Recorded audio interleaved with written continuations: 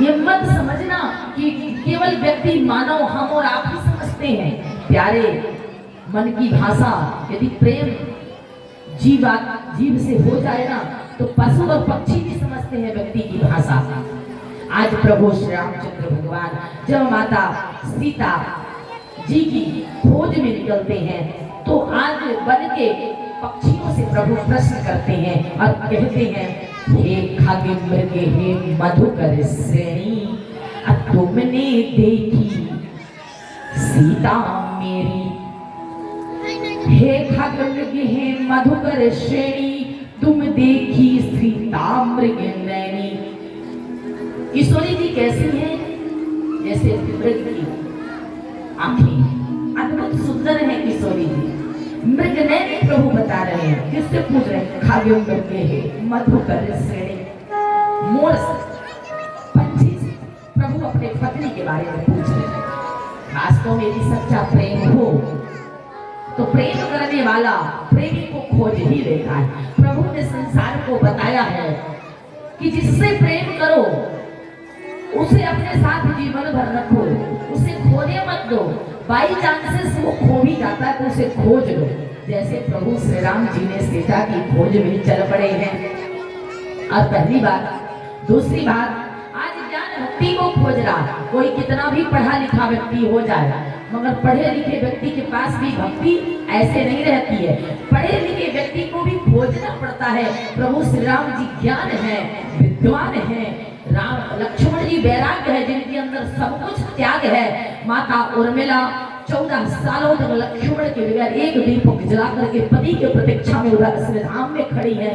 इधर लक्ष्मण जी ने अपने घर परिवार, माता पिता, पत्नी को त्याग के वैराग्य जीवन में धारण कर करके राम जी के शरण में बैठे हैं। प्रभु जहाँ पर ज्ञान है, वैराग्य है, वहाँ भक्ति को खोज रहे हैं। तो आपके अंदर भी तो ज्ञान होना चाहिए और वैराग्य भी होना चाहिए, तब हमारे जीवन में भक्ति आती है। आज प्रभु श्री राम जी खोज रहे। आगे परागी पति देखा, सुमिरत राम चरण जिन रेखा। आगे जाके देखते हैं गीधराज जटायु पड़े हैं, जिनके दोनों पंख कटे हैं और राम राम राम बोल रहे हैं। प्रभु श्री राम जी ने कहा, हे गीधराज, आपकी इस दुर्दशा को किसने किया? तब गीधराज जटायु कहते हैं, नाथ दशासन यह गत कीन्ही। हे नाथ, हे राम, प्रणाम किया। ये मेरी दुर्दशा दशासन रावण ने की है। नाथ दशासन यह गत कीन्ही, तेहि खल जनक सुता हर लेहि। और वही खल व्यक्ति आज जनक नंदनी सीता जी का हरण कर लिया। प्रभु हमें क्षमा करना, हम बचा नहीं पाए। मैंने बहुत कोशिश की माता जगदम्बा, माता सीता की लाज बचाने के लिए, मगर मैं बचा नहीं सका। मैंने तो चोंच मार मार करके रावण को, धरती पर जनक नंदनी को, आप माता को मैंने उतार लिया था, मगर वो खल, वो रावण, वो दुराचारी ने तलवार से पंखों को काट करके हमको धरती पर गिरा दिया। नाथ दशासन यह गति कीन्ही। हे नाथ, उसने मेरी ये गति कर दी। आज जटायु जी रो रहे हैं तो प्रभु श्री राम जी बहुत सुंदर उत्तर देते हैं। राम कहा तनु राखहु ताता। राम जी ने कहा, हे तात, आप मेरे पिता के समान हैं, आप कहें तो हम आपको जीवन दान दे दें। मगर जटायु जी कहते कि नहीं, मुख मुस्काए कही तेहि बाता। मुस्कुराते हुए राम जी कहते हैं, हे तात, यदि आप कहें तो हम आपको जीवन दान दे दें। तब गीधराज जी कहते, जाकर नाम मरत मुख आवा, अवध महु मुक्त होई स्तुति गावा। अरे जो मरते समय आपका नाम ले लेता है वो भव से पार हो जाता है। नाथ, आप तो मेरे समक्ष हो, मैं कितना भाग्यशाली हूँ। इसलिए प्रभु हमको जीवन नहीं चाहिए, आपकी शरणागति चाहिए। और गीधराज जटायु को प्रभु श्री राम जी ने दाह संस्कार, मुख अग्नि, अपनी गोद, अपना परम धाम दिया। कहते हैं, भज नारायण भज नारायण भज नारायण भाई रे। अधम जटायु के खातिर हो आंसू धार बहाई रे। अब परम पिता दशरथ जी ने भी श्रद्धांजलि नहीं पाई रे। कितने भाग्यशाली है जटायु जी कि जो श्रद्धांजलि दशरथ जी को नहीं मिले, वो श्रद्धांजलि आज गीधराज जटायु को मिली।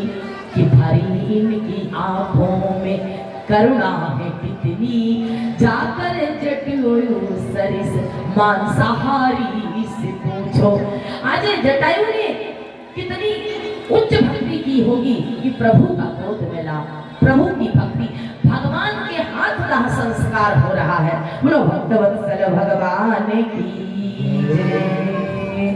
और इधर दुर्वासा मोहि दीदी शापा, प्रभु पद फेंक मिटा सो पापा।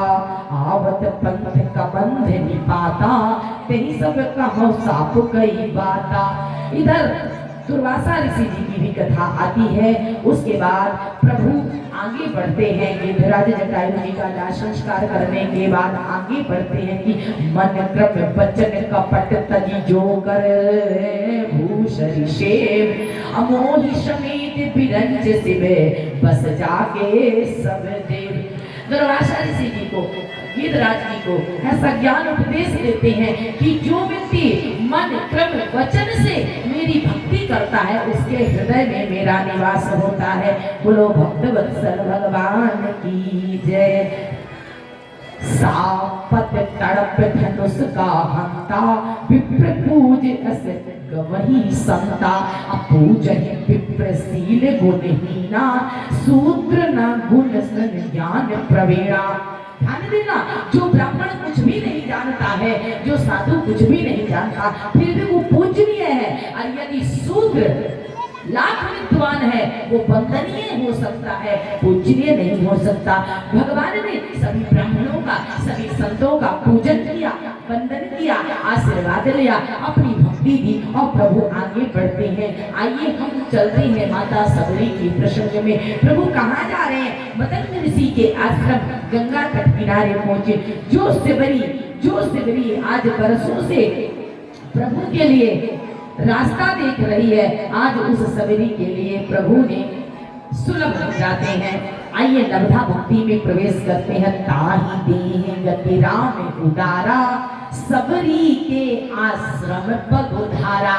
आज माता सबरी जो बरसों से अपने गुरु मतंग ऋषि के आश्रम में तपस्या कर रहे थे, आज गुरुदेव ने कहकर के गए थे, सबरी मैं तो जा रहा हूँ शरीर को त्याग करके, मगर तुम राम की प्रतीक्षा करना। प्रभु अवतार लेंगे त्रेता में तो तुम्हारे आश्रम में आएंगे।